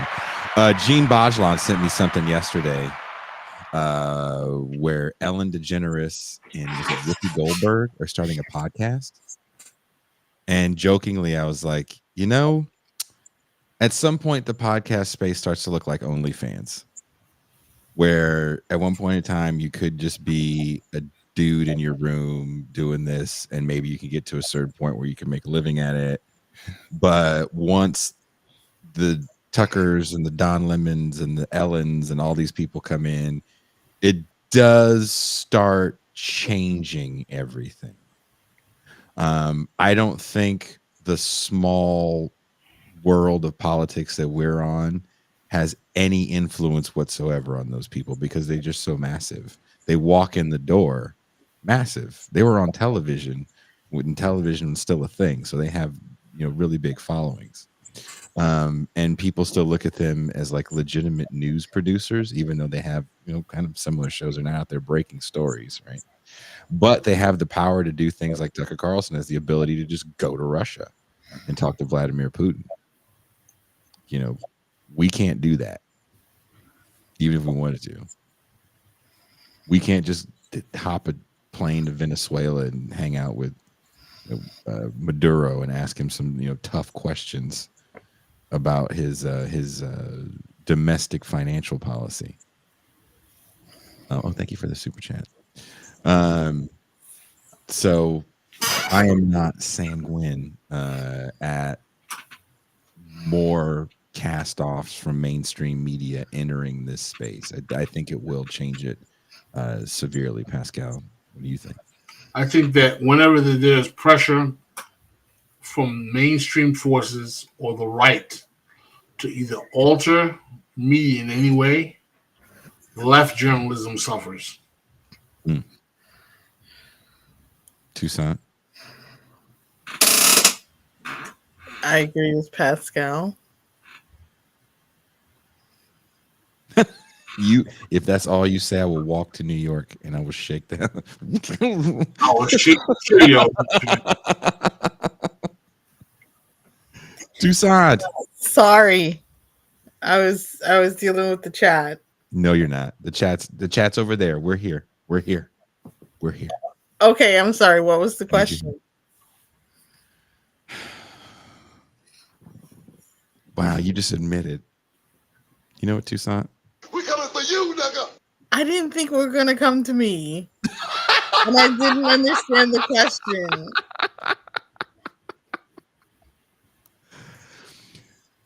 The question is what happens when the mainstream forces as well as corporate forces start to disembowel media? What's the consequence overall? And I was saying whenever mainstream and corporate forces come together to create their own space for left disembowelment, the left will suffer. The left will definitely suffer. People who want and need information are going to suffer too.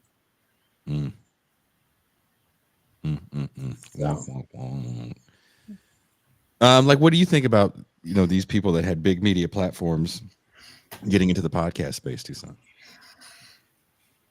Isn't it kind of oversaturated with these people? Big names oversaturated without them. You're not guaranteed to do well like Obama and Bruce. Do they still have a show? I think it's over. I thought it was over. Yeah, it was just like a special thing they were doing, right? Like their favorite records or some stupid shit like that. Like Obama makes a playlist. Obama makes a playlist with Bruce. Which was such bullshit. You know, you have to. This space is very niche. Tomorrow I'm going on Majority Report. I appreciate the opportunity. I'm sorry? Nice.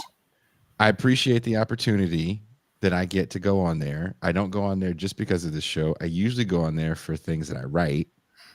And I wrote something in Sublation magazine last month. And I'm going to go on there and talk about that with Sam and probably some other stuff. So I appreciate that. But even then, you know, that's still not 5 minutes on MSNBC. You know, how different is that when you're the go-to black person for MSNBC? You know, how far does your reach go then? And then what happens to, you know, Joanne Reed's podcast? How many people listen to that? You know, people like her? Do I like it? No, I don't like her. Not you, but like people. People love people on TV telling them that the people they don't like suck. She has a following, man. You go out into the Yeah. world and talk to people and tell them you work on a podcast. And the first thing people say, "Oh, I love podcasts." Is it true crime? Right. You're like, no, it's not. You go, it's about, and I'm like, it's about history and politics, and sometimes I get to make dick jokes, and they go, "Oh, I love history and politics shows," and they name some massive liberal show. Yeah. I love Pod Damn America or Pod Save Them, whatever they're called. There it is with the Johns. Yeah, and you're like, oh, yeah, it's great. Michael Moore's got a show. Yep, I do know that. Yep, I understand. Pod Damn America is with Anders Lee. That's the one that we Jake like. Flores. That's the one we like. We've been on that show. Those are great dudes. Yep. Especially Anders, because we hang out with Anders when we go to New York. Anders' girlfriend, Nicole, opened up the live show. So, we moved up in the charts for the audio only podcast. I think we're number 220. And that's not of political shows, it's in music shows. Political shows will never be heard. So those people take up all the oxygen. And it sucks when they take up this space as well. To talk about nothing. Oh, to just kind of echo the same things you hear on the mainstream media, and then double down on political gossip. Yeah. It's just soap operas, man. It's just fucking soap operas. Everybody loves soap operas. If they didn't love soap operas, Young and the Restless wouldn't be on for 100 years. Young and the Restless was on so long, like segregation was over now. There's so much shit that happened when that show started. You know what I mean? Yeah. People love drama, telenovelas. And that's what mainstream. And what sucks is it becomes what people in this space echo, because that ends up being what success looks like. Right. And that's something that we can't really forget. I don't say this as any sort of braggadocious way, because maybe I'm saying out loud why the show isn't very successful, but we don't really engage in that stuff. Real quick, we have a super chat from Dizzle McFizzle. Mm-hmm. Ever thought about doing a deep dive into dick jokes and their origin? No. Do I want to tell more? All the time. All the time. All the time. If we could have all the civil rights leaders being with Pog Chaser MLK, and I can dedicate a whole show to that, I would be totally down. Dedicate a show to the origin of the word pause. Dedicate a show to MLK's first time seeing a Pog. Talking about, we can review it.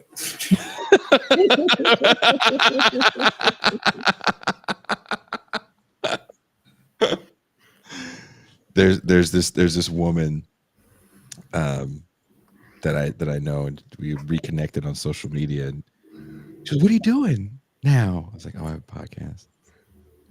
"Oh, what do you talk about?" I was like, "Oh." Yeah. I just sent her the MLK Pog thing, and I haven't heard back. Hey. Not sending your best. You don't want people to find it and then get mad at you, so you just go, "That's what I do." That's what I do. So someone says Pog Mafia represent. We got one last phone call. Let's get this. They've already been pushed through. Caller, calling from a 619 area code. What's your name? Where are you calling from? Yo, this Steve, San Diego. Yee! Steve. I'm gonna keep it quick because people want to get on here and talk for 10 minutes apiece. And, this an early start to the champagne room. I think this might be a new fit for Pascal on the show. I don't think I've ever seen him wear this fit on the show before. I told you, Pascal, that shirt looked new. It does. You look ready for the school pictures. I did. Pascal got that shit on today, man. He got that shit on.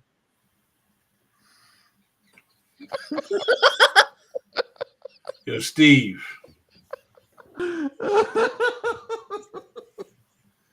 Pascal, you got to talk it to that's the wrong. You have to talk it to the microphone. I can't believe I just mimed that.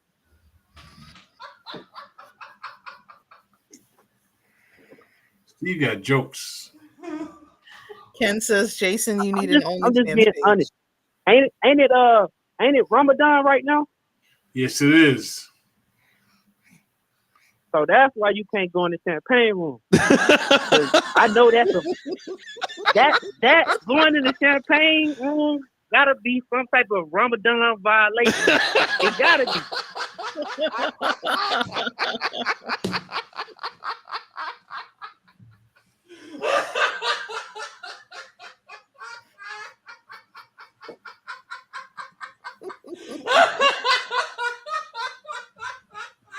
He can't even say anything, Steve. You got him stuck. He can't even say anything. I'm waiting for a question, Steve. I'm waiting for a question.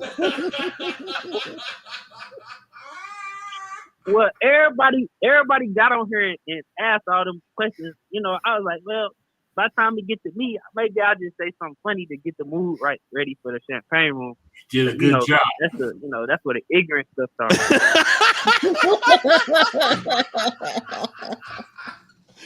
Steve, you know what's funny? People we've lost patrons over the champagne room. People are like, "Oh, I don't like it," and I'm like, "Dude, it's the only place where we can just be fucking retarded." Yeah, that's true. I get tired of being like always, in like these environments where like everybody seems like they try to say the perfect thing, and I think that's why I like This Is Revolution, because nobody try to say the perfect thing. If it offends, you'll say my apologies or whatever, but nobody try to like say the perfect thing, and then you just get a more genuine experience, that way. Versus every time you go somewhere, if you say homeless instead of houseless, somebody trying to ban you from the tech in certain parts of the internet. And, y'all give people that space over here who like, if this they introduction to like left politics, right? This is a little bit more relatable than say if they go over to, I don't know, insert any other leftist podcast where they got pronouns in their bio and doing land acknowledgments and shit. This might be a better entry point versus some of that other stuff. And, y'all don't, like you say, because y'all don't engage in some of the more salacious, internet, beef type stuff, I think people who would be trying to get their introduction to left politics, this don't get in their algorithm. What getting their algorithm is and a Kasparian beef. I got my beef, with the politics, Yeah. but that's what's gonna pop up. See why, Yeah. the reality of it is like, that's what people gonna, see. They're not gonna see This Is Revolution. They're not gonna see BPM. They're gonna see Umar and then some crazy leftist, talking crazy, on YouTube. But I do, I think that's one of the more. It's crazy that people don't like the champagne room. You get to see ass clapping white women, and you get to use profanity. I mean, it's like every black man dream during the civil rights movement. Bro, come on, like let's be real here. This is the champagne room is the liberation that the civil rights movement fought for. Freeing that ass. Freeing that ass. So I just came on and say what's up, shoot the shit. That was it. I ain't had no questions, Pascal. I'm a patron of this show, so I ain't gotta have no questions to call in if I don't want Steve, thank you very much for the phone call.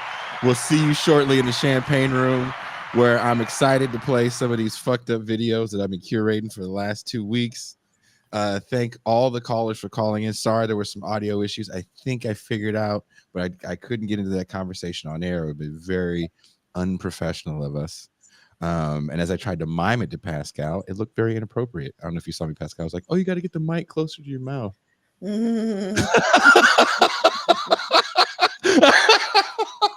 Pascal's like, pause.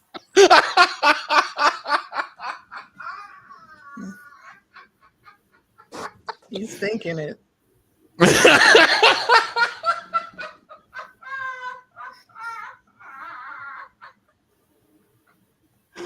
Oh shit! I found a page. Uh-oh. Hello? Hello? We're right here. Can you hear me? Yep. We can hear you. Okay, sorry. I found a page, and it's called Trash Local Rappers. And it is the greatest page of all time. Before you say anything about that, I want you to acknowledge this super chat. Okay. Oh, Jesus. Jason, you need an OnlyFans page. To do what? I don't know, Spready Gibbs? No, my brother. Probably just cook. I would love to do a cooking show. So for those that don't know, MT is privy to the Jason Myles cooking show. I am. You have to admit, it's pretty good. I'm getting it down now. I get good placement for the camera. Right? And your one secret ingredient that you must have in everything that you make. What is that? Raisins. Raisins.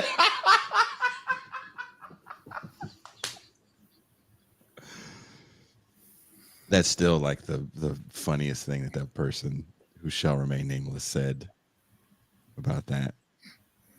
Because I do like carrot raisin salad, and I bought the wrong thing when I first moved to Mexico, and I bought prunes. And you're like, well, this is just as good. Yep, that's exactly. I was like, well, guess we're using prunes. They're just big raisins. You hear this, Pascal? Do you hear this? Prunes are just big raisins. Blasphemous. But yeah, we need to do a cooking thing. Because I made the baked French toast with you the other day, right? That's right. And you saw it with the raisin bread. Well, because I ran out of the other bread, so I had to substitute with raisin bread. Raisins and everything. Well, there were blueberries on top, right? Mm-hmm. And the whipped cream topping. Tell me that plating didn't look gorgeous. The plating was beautiful. Metrosexual cooking, man. Look, I cook, okay? Ooh. The plating was the plating fucking matters. Yeah, you just throw greens on a plate and say eat, bitch? No, I fucking plate this shit. You live by yourself. It's like exactly. Sometimes I don't. Sometimes I have house guests, and when house guests come, I want them to walk in the house and say, "Oh, it smells so nice in here. Oh wow." Guess raisins are just bigger. You and your big raisins. What are you gonna make for dinner? Oh my goodness, what a wonderful dinner spread this is. This is so nice. This tastes so delicious. Oh, okay, that's different, right? I have to like trying to score. You trying to score? That's what you're trying to do. Oh, I mean, if you came here, I would plate. When Ben was here, all the food gets plated. Even if I live by myself and I plate the food for myself and I take pictures and I don't share it. All the time. All the time. I shared a picture with Bert the other day because did I show you the fish taco pictures, Toussaint? No. What kind of fish do you use? I finally figured out how to make fish like Long John Silver. Okay. Oh my God. was a beautiful thing. It was a beautiful day in the Myles house. And I fucking plated these things, and I made this really pretty, like, pineapple pico. I make sure the color palette is there as well, Pascal, when I'm plating it, and then I put it on the table outside, and I get a picture where you can see the ocean in the background. Ocean raisins. He thinks I'm and you know what? Just because you made that face, I'm finna flood your text messages with pictures of food. I'll check them out. And I'll make sure they're pork-free meals.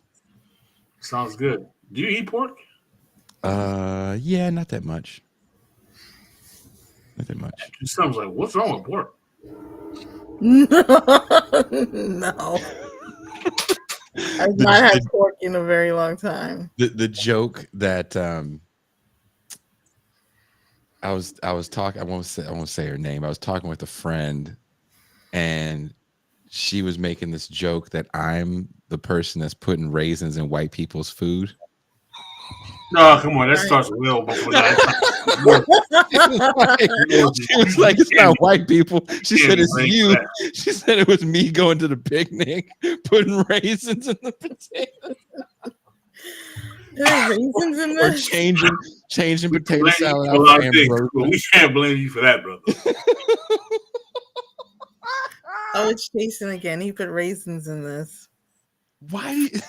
You got everybody thinking I put raisins and stuffing and shit like that.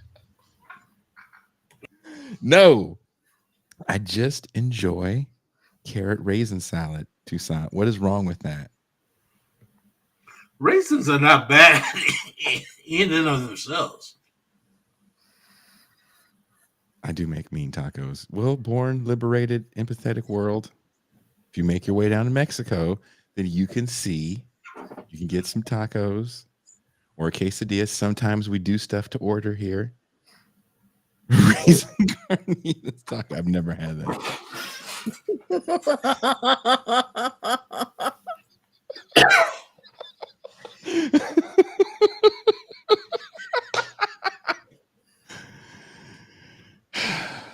Do you like raisins in your salad, Pascal? Just a regular green salad with somebody put some raisins in there? Not really. I like raisins. It confuses the fruit palate because it's sweet in the palate. You something like a little sourness in your salad. But like, what if that's all covered and then someone just a little sprinkle, just a little like raisins? Usually the salad dressing is a little sour. That's why you put the raisin in there. You throw it off the table. We know Pascal only likes Thousand Island dressing. Then I do like Thousand Island. there you go. See, that's why if you come down here, how about this? We'll split the difference. I'll put craisins in the salad. What is a craisin? I like craisins. Like a crazy raisin. They're cranberry. They're cranberries. They're dried cranberries. Child. Someone said Caucasian tendencies. It said Jason at a restaurant waiting tables with a raisin box instead of a pepper grinder. That's fact. Can you imagine if you just say when? And you don't listen, you just add as many just like paying attention to anything else. That's me, man. Nature's candy. Everybody's healthy. I just saved MC's foot. She was about to get her foot cut off like Big Mama and fucking Soul Food, and I just saved it with a raisin. With a raisin. Well, thank you guys so much for hanging out with us. An hour of free champagne was had on this show. We will be heading into the champagne room. Well, Pascal's going to bed. Are you coming? You're not coming to the champagne room, are you? Nah, so it's coming up on late. Okay. Toussaint, you're going to hang out with me for a little bit? Yep. All right. And don't forget Saturday, a great show Saturday, pre-recorded conversation that I had earlier this week with Alex Hockley of the Bunga Bunga podcast about these eulogies that have been written, if you will, on the millennial left. Vincent Bevins, Chris Catrone, and Anton Yeager wrote some great books. Check those out. I'm working on getting Anton Yeager on the show as well, so we can do the trifecta on these millennial eulogies. And also check me out tomorrow. I believe at the start of the fun half, I'll be on the Majority Report, hanging out with Sam Cedar and my good friend Matt Leck, Emma Viglin. I don't know who's all going to be there, but definitely Sam will be there, and we'll be shooting the shit. Jason's trying to slide into the DMs of the Sun-Made girl.